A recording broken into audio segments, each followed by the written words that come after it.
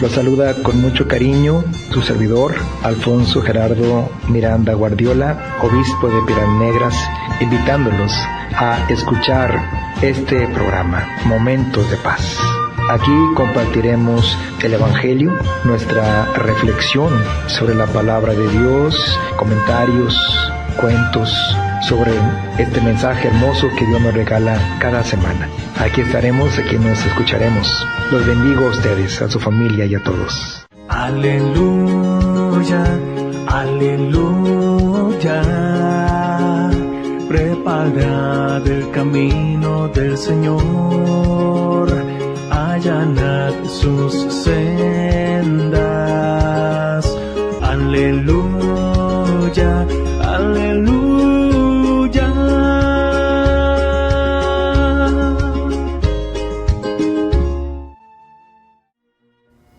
Del Santo Evangelio según San Mateo. En aquel tiempo, Jesús propuso esta parábola a la muchedumbre. El reino de los cielos se parece a un hombre que sembró buena semilla en su campo. Pero mientras los trabajadores dormían, llegó un enemigo del dueño, sembró cizaña entre el trigo y se marchó. Cuando crecieron las plantas y se empezaba a formar la espiga, apareció también la cizaña. Entonces los trabajadores fueron a decirle al amo: «Señor, ¿qué no sembraste buena semilla en tu campo? ¿De dónde pues salió esta cizaña?» El amo les respondió: «De seguro lo hizo un enemigo mío». Ellos le dijeron: «¿Quieres que vayamos a arrancarla?» Pero él les contestó: «No, no sea que al arrancar la cizaña arranquen también el trigo. Dejen que crezcan juntos hasta el tiempo de la cosecha y, cuando llegue la cosecha, diré a los segadores: arranquen primero la cizaña y átenla en gavillas para quemarla, y luego almacenen el trigo en mi granero». Luego les propuso esta otra parábola: «El reino de los cielos es semejante a la semilla de mostaza que un hombre siembra en un huerto. Ciertamente que es la más pequeña de todas las semillas, pero cuando crece, llega a ser más grande que las hortalizas y se convierte en un arbusto, de manera que los pájaros vienen y hacen su nido en las ramas». Les dijo también otra parábola: «El reino de los cielos se parece a un poco de levadura que tomó una mujer y la mezcló con 3 medidas de harina, y toda la masa acabó por fermentar». Jesús decía a la muchedumbre todas estas cosas con parábolas, y sin parábolas nada les decía, para que se cumpliera lo que dijo el profeta: «Abriré mi boca y les hablaré con parábolas, anunciaré lo que estaba oculto desde la creación del mundo». Luego despidió a la multitud y se fue a su casa. Entonces se le acercaron sus discípulos y le dijeron: «Explícanos la parábola de la cizaña sembrada en el campo». Jesús les contestó: «El sembrador de la buena semilla es el Hijo del Hombre. El campo es el mundo. La buena semilla son los ciudadanos del reino. La cizaña son los partidarios del maligno. El enemigo que la siembra es el diablo. El tiempo de la cosecha es el fin del mundo, y los segadores son los ángeles. Y así como recogen la cizaña y la queman en el fuego, así sucederá al fin del mundo. El Hijo del Hombre enviará a sus ángeles para que arranquen de su reino a todos los que inducen a otros al pecado y a todos los malvados, y los arrojen en el horno encendido. Allí será el llanto y la desesperación. Entonces los justos brillarán como el sol en el reino de su Padre. El que tenga oídos, que oiga». Palabra del Señor. Los saludo con mucho afecto y estima, y les comparto mi reflexión en torno al domingo 16º del tiempo ordinario 2026. El domingo pasado, como este domingo, el Evangelio nos habla de la semilla que esparce a manos llenas el Dios campesino. El pasado nos dijo que la semilla puede caer a la orilla del camino, entre piedras o espinos, y que puede ser arrebatada o sofocada por tantas cosas. Ahora nos dice incluso que puede crecer junto a la cizaña que siembra el enemigo, pero que la esperanza es que caiga en tierra buena, germine y dé mucho fruto. Para todos estos casos, resulta muy admirable el siguiente ejemplo de vida que me permito contarles. En el pueblo de Minas de Barroterán, perteneciente al municipio de Musquis, Coahuila, pueblo sufrido a causa del clima severamente agreste y por la escasez de agua, y herido también por las minas, las cuales no solo han cobrado la vida de centenares de personas a causa de accidentes, sino que han contaminado gravemente la tierra y el agua. No obstante, este pueblo bravo y resiliente ha luchado y perseverado, y ha cultivado últimamente, aunque usted no lo crea, huertos escolares y familiares. Han quitado piedras, espinos, maleza y hasta el polvo negro que cae de las minas. Ya han preparado y abonado la tierra con composta, como si fuera la levadura del Evangelio, producida por ellos mismos a base de lombrices, y sembrado en camas de tierra circular, demarcadas con hule desechado de las minas, para hacer germinar hortalizas, que han llegado ya a las mesas de sus hogares y están empezando a diversificar la vida y los oficios en este pueblo, enfrentando con ello incluso la falta de empleos por el cierre de empresas como Altos Hornos. Ahora cosechan hierbabuena, ajo, rábano, cebolla, calabaza, tomate, cilantro y hasta sandías.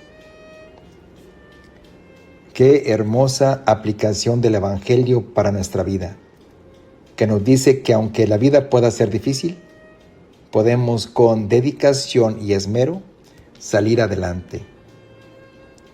Que a pesar de los obstáculos, podemos llegar con mucho trabajo y esfuerzo a preparar una buena tierra que pueda recibir una buena semilla y dar mucho fruto.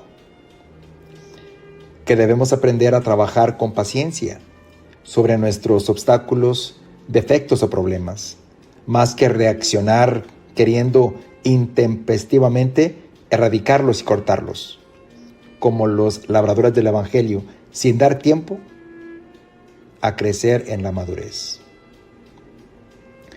Que debemos aprender a ver con la mirada de Dios, que ve el trigo, lo bueno, la virtud que hay en nosotros y en los demás, y no centrarnos en la cizaña, en los defectos y fallas nuestros y de los otros.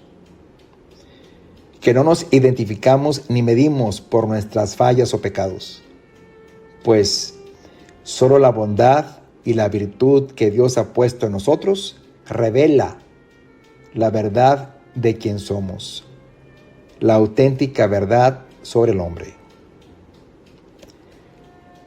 Que nuestro espíritu es capaz de alzarse a la conquista de grandes ideales y sueños, y a no dejarse abatir ni dominar por desalientos ni temores.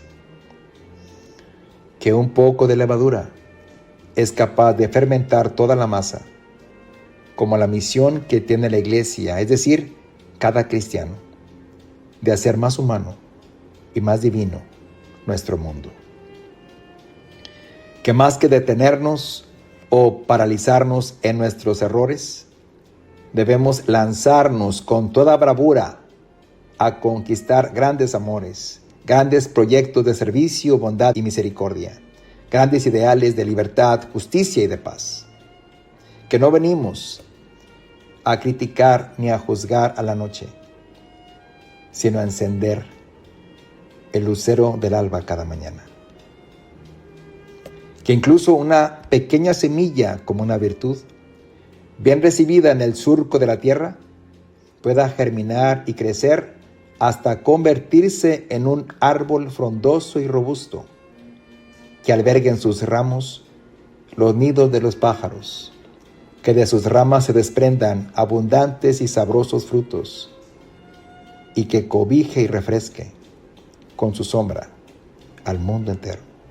Siempre habrá, sin duda, una lucha entre la cizaña y el trigo que hay en nosotros, con el riesgo de que este último pueda ser sofocado.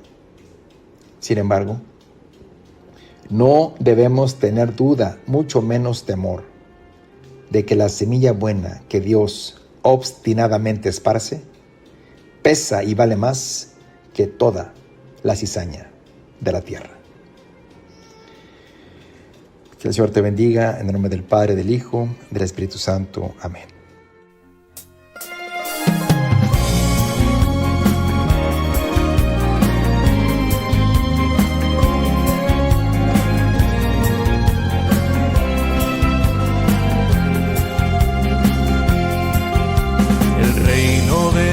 Cielos es como un hombre en el campo que sembró buena semilla y al descanso, al dormir sus jornaleros, sigiloso el enemigo se acercó y sembró cizaña junto al trigo. Cuando las plantas de trigo ya crecían, la cizaña creció junto a las espigas. Los obreros al notarlo preguntaron al Señor: ¿no era buena la semilla que en tu campo se sembró? Trigo y cizaña fueron sembradas, el mundo es campo que se sembró. Llegado el tiempo será arrancada la espiga falsa por su color, y al trigo guardará su Salvador.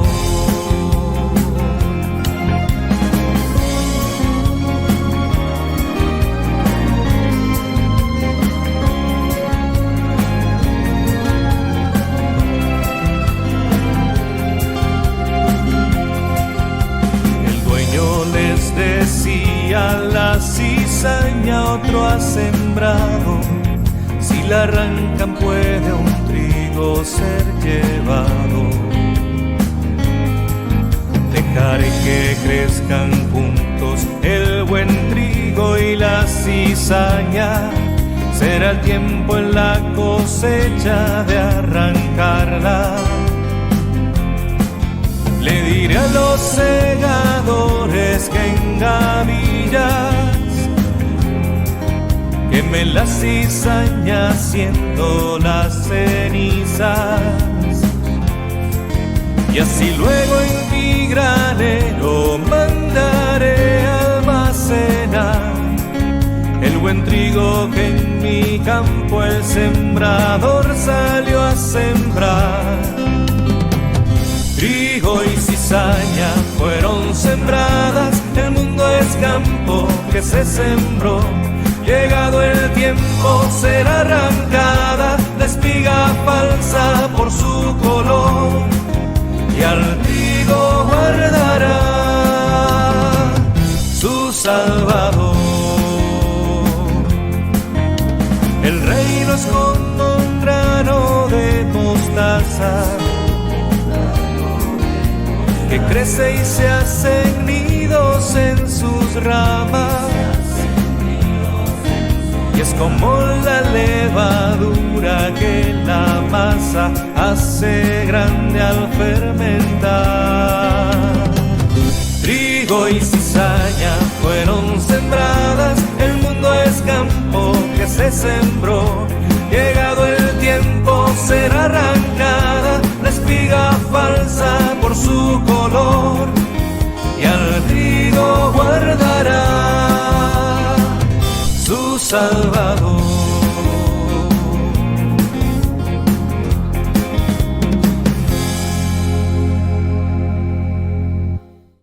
Mis hermanos, la reflexión que hoy les comparto se titula La cocina de mi abuela. Mi mane, así le decíamos a la abuela, era una persona súper cariñosa. Ella vivía en San Pedro del Gallo, Durango. Ahí en el zaguán tenía muchas plantas, hermosos helechos y algunos pájaros y cotorros que cantaban.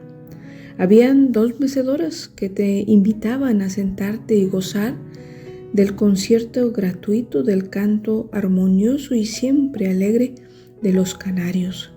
Sentarse ahí con una taza de café era mejor que ir de vacaciones a alguna playa. En pocas palabras, llegar a la casa de mi abuela era otra dimensión. Todo era sencillo, pero auténtico. Me acuerdo que en los cuartos las sobrecamas eran de retazos de tela y los retratos familiares estaban en el peinador o alguna repisa.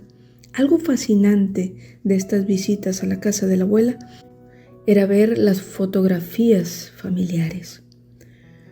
Todo limitado en la pobreza de un pueblo casi olvidado en aquellos años, en ese rincón de Durango, pero con un olor a hogar, a familia, a ese espacio de amor donde uno podía ser libremente lo que uno es, platicar tus cosas, reír a carcajadas, hacer bromas y correr desde el zaguán hasta el corral donde había gallinas, un burro, me acuerdo, y algunos perros. Mi mane, ella en ocasiones hacía quesos. Un señor le llevaba leche bronca para que hiciera quesos y le daba cualquier cosa por hacerlos. Y yo le decía, no tiene chiste, se llevan lo mejor. Y ella me contestaba, no, mija, aún podemos hacer un rico requesón. Ese hombre que me trae leche me regala un poco. Y entonces iba a la cocina y empezaba el procedimiento. Después de retirar la olla, sacaba un pañuelo blanco, o debería de ser blanco, ya estaba algo amarillento por el uso, pero siempre limpio. Y entonces vaciaba el contenido y lo colgaba en el árbol para que sacara todo el suero y se iba a la cocina. Me decía, vaya a jugar, acompañé a su mamá a visitar a los primos. Yo aquí me quedo en la cocina. Llegaban todos a la casa de la abuela nuevamente, todos excepto yo, porque me entretenía en alguna cosa, viendo el pueblo, viendo a alguna persona, en fin. Y cuando yo llegaba a la cocina, ya todos habían terminado y se levantaban de la mesa para irse al zaguán o a recostarse a alguno de los cuartos. Entonces yo daba un suspiro, creyendo que iba a comer sola y que solo aquello que había sobrado. Pero mi mane siempre pensaba en mí. Me decía, aquí te guardé requesón y tu comida. En eso comenzaba a hacer nuevamente tortillas, en ese comal grande que su calor convocaba y el olor que expedían aquellas tortillas recién hechas, invitaban a todos a volver a la cocina. Benditos tiempos aquellos en la casa de mi abuela. La cocina de mi abuela estaba llena de amor, más que de alimento, he de decirlo. Pero Dios también estaba presente ahí, porque su providencia nunca faltaba y la multiplicación de pan siempre se manifestaba. Así que mis hermanos regresaban a la cocina y sirviéndome yo de comer esos ricos frijolitos caldudos que decía yo, con el requesón y el chile arañado, era lo máximo. Ellos preguntaban a la abuela, ¿podemos tomar otra tortilla con sal y chile? A lo que ella siempre respondía, claro que sí. Y ahí empezábamos a contar las anécdotas y las cosas de los abuelos, o de nuestra madre cuando se hizo novia de mi padre y cuando pidió su mano. El lugar más recordado de la casa de mi abuela es su cocina. Y claro, por supuesto, su amor expresado en miles de detalles. Su mirada cálida, su rostro amoroso de una mujer que lo había dado todo. Sus arrugas, muy marcadas, era signo no solo del tiempo, sino de una vida entregada. Mis hermanos, qué hermoso, qué maravilloso es el amor de los abuelos. y esas abuelitas que te hacían o hacen sentir única. Me fascinaba cuando me decía, te guardé para ti. Y mi madre, que también fue abuela, hacía lo mismo. Cuando alguien llegaba tarde y que parecía que no iba a alcanzar nada, ella decía, aquí te guardé para que pruebes. Recuerdo que una vez mi madre hizo gorditas de horno y yo, al llegar a unas cuadras de mi casa, al regresar de la escuela, me acuerdo en mis adentros que decía, ¡ay, qué rico huele! Son gorditas de horno. Y llegaba rápido a mi casa. Antes de probar una, mi santa madre me mandaba hacia los vecinos, vaya, porque seguramente les llegó los olores y se les antojó. Mi madre era igual que mi abuela, generosas, compartían todo. Así que la semilla de la bondad, del desprendimiento, de la sencillez, de pensar en el otro, del amor puro de los abuelos y adultos mayores, se siembra, se queda sembrado en el corazón de los niños, de los jóvenes, de los miembros de la familia que van formando esas nuevas generaciones. Y así, como ellos hacen posible que el amor tenga gestos concretos de cercanía y comprensión, así también nosotros hoy, en nuestras familias, debemos sembrar la buena semilla, la semilla del reino. Hay cosas que se enseñan más que con las palabras, con los hechos. Hay cosas que se necesitan aunque no se pidan. Hay cosas que son más valiosas y no se compran. Estar, acompañar, escuchar, perdonar, no juzgar.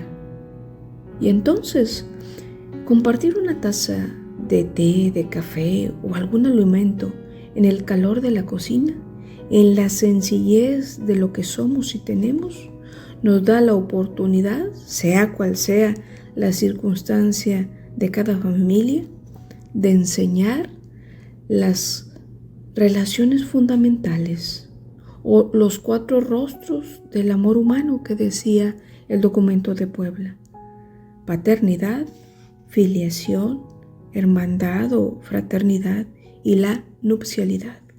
Vivamos y gocemos la belleza del amor recíproco y gratuito en el seno de nuestras familias y juntos agradezcamos a Dios por todo lo que somos, por todo lo que vivimos, por todo lo que tenemos. Vivamos alegres, vivamos cercanos el uno al otro, pensando en el otro, amando al otro, perdonando a todos.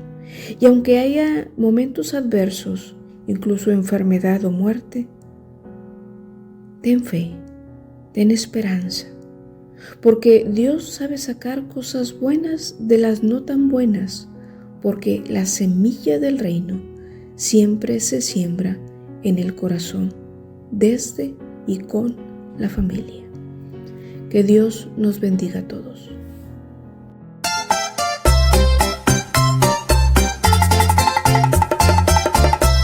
El trigo. Oh, qué tristeza recordar lo que pasó cuando creció la mala hierba junto al trigo del Señor. Oh, qué tristeza recordar lo que pasó cuando creció la mala hierba junto al trigo del Señor.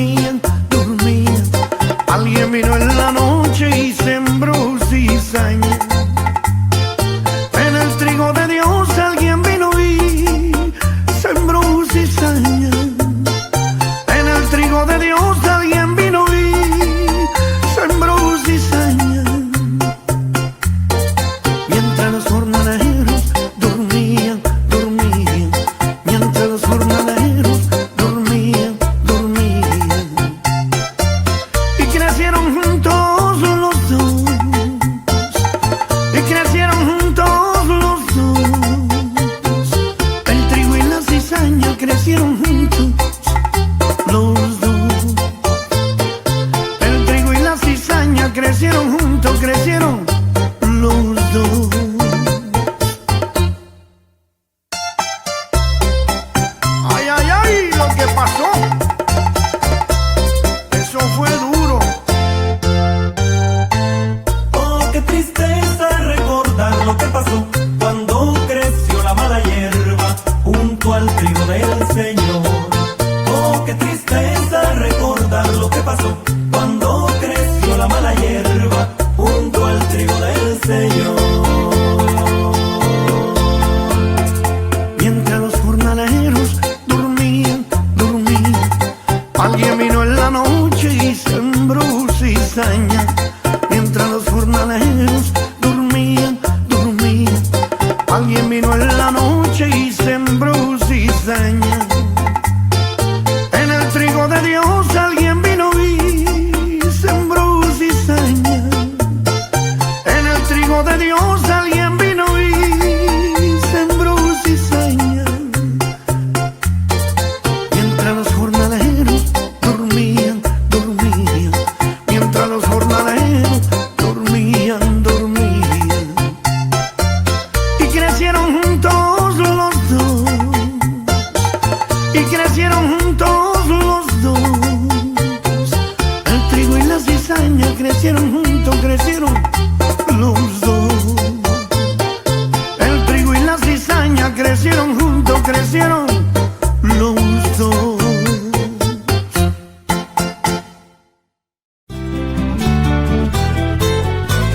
Este próximo 21 de julio, nuestra diócesis de Piedras Negras vivirá un momento muy especial de gracia. Sacerdotes, religiosas, religiosos y fieles laicos, acompañados por nuestro señor obispo, Monseñor Alfonso Miranda Guardiola, peregrinaremos hasta la insigne y nacional Basílica de Santa María de Guadalupe en la Ciudad de México, para ponernos a los pies de nuestra Madre del Tepeyac y orar por toda nuestra iglesia particular. Sin duda será una hermosa oportunidad para agradecer a Dios tantos dones recibidos, presentar nuestras intenciones, pedir por nuestras familias, por las vocaciones, por los enfermos, por quienes atraviesan dificultades y encomendar el caminar de nuestra diócesis bajo el amparo de Santa María de Guadalupe. Y precisamente, tomando como pretexto esta próxima peregrinación, quisiera que reflexionáramos sobre una pregunta muy interesante. ¿Qué significa realmente peregrinar? Pues bueno, vámonos primero al significado de esta palabra. La palabra peregrino proviene del latín peregrinus, que significa extranjero o el que va de paso. Desde muy antiguo, el peregrino era aquella persona que abandonaba la comodidad de su hogar, pues para emprender un camino con un propósito importante. Y esta imagen describe muy bien también nuestra vida cristiana. Nosotros somos peregrinos en este mundo. Nuestra patria definitiva no está aquí, sino que está en el cielo. Es el cielo. Como dice la carta a los Hebreos, caminamos buscando la ciudad futura que Dios nos ha prometido. Por eso, cuando realizamos una peregrinación, estamos representando exteriormente una realidad interior. Toda nuestra vida es un camino hacia el encuentro definitivo con el Señor. Las peregrinaciones tienen una larga historia en la Sagrada Escritura. Recordemos, por ejemplo, a Abraham, que dejó su tierra confiando en la promesa de Dios. Pensemos también en el pueblo de Israel, caminando durante 40 años por el desierto hacia la tierra prometida. Incluso, el mismo Jesús peregrinó junto con María y San José para acudir al templo de Jerusalén durante las fiestas religiosas del pueblo judío. Desde los primeros siglos del cristianismo, los fieles comenzaron también a peregrinar hacia los lugares santos relacionados con la vida de Jesús, como Jerusalén, Belén o el Santo Sepulcro. Más tarde surgieron otros importantes centros de peregrinación como Roma, Santiago de Compostela y, para nosotros aquí en América, pues el Tepeyac, donde la Virgen María quiso manifestarse a San Juan Diego. Por eso, peregrinar no es hacer turismo religioso, y eso tiene que quedar muy claro. Una peregrinación es un acto de fe. Quien peregrina no solamente cambia de lugar, busca también que Dios transforme su corazón. Y durante una peregrinación caminamos, rezamos, cantamos, hacemos sacrificios y compartimos la fe con otros hermanos. Todo esto nos ayuda a recordar que la vida cristiana nunca se vive en solitario, sino que caminamos como pueblo de Dios. Además, las peregrinaciones tienen un profundo sentido pastoral. Reúnen a personas de distintas parroquias, movimientos y comunidades que quizá habitualmente no conviven entre sí. Todos caminamos con un mismo propósito, fortaleciendo la comunión diocesana y recordando que formamos una sola iglesia. Qué hermoso será ver reunida nuestra diócesis junto a nuestro obispo, representando ante la Virgen María de Guadalupe las alegrías, las esperanzas, los desafíos y las necesidades de nuestra iglesia particular. También existe un profundo significado litúrgico. Aunque la peregrinación en sí misma no es un sacramento ni una celebración litúrgica, suele culminar con la celebración de la Santa Misa, que es el verdadero centro de toda la peregrinación cristiana. Porque el destino más importante no es solamente llegar a un santuario, sino encontrarnos con Jesucristo, y de manera muy especial, pues en la Eucaristía. Los santuarios son lugares privilegiados donde muchas personas experimentan la cercanía de Dios, renuevan su fe, encuentran consuelo para continuar su camino, y si hablamos del Tepeyac, hablamos del corazón mariano de nuestro pueblo. Desde las apariciones de la Virgen de Guadalupe a San Juan Diego en el año 1531, millones de peregrinos han acudido a ese lugar para experimentar el amor maternal de María. Ella continúa diciéndonos las mismas palabras que dirigió a San Juan Diego. ¿No estoy yo aquí, que tengo el honor y la dicha de ser tu madre? ¿Cuántas personas llegan con lágrimas, preocupaciones, enfermedades o dificultades y regresan fortalecidas por la esperanza? Eso es una verdadera peregrinación. Nos ayuda a recordar que nunca caminamos solos. Aunque quizá no todos podrán estar físicamente en esta peregrinación diocesana, todos podemos unirnos espiritualmente. Podemos ofrecer nuestras oraciones ese día, participar en la Santa Misa, rezar el Santo Rosario o encomendar nuestras intenciones para que sean presentadas ante la Virgen de Guadalupe. Porque cuando una diócesis peregrina, de alguna manera peregrinamos todos. Pidamos pues a Santa María de Guadalupe que acompañe a todos los peregrinos, que proteja a quienes realizarán este viaje y que bendiga abundantemente a nuestra diócesis de Piedras Negras. Que esta peregrinación fortalezca nuestra comunión, renueve nuestra fe y nos impulse a seguir caminando juntos como discípulos y misioneros de Jesucristo.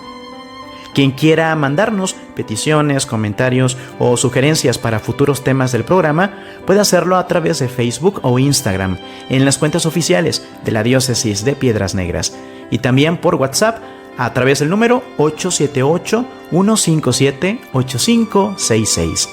Le saluda con afecto y oración su amigo, el Padre Cosme Alexis Cuesta.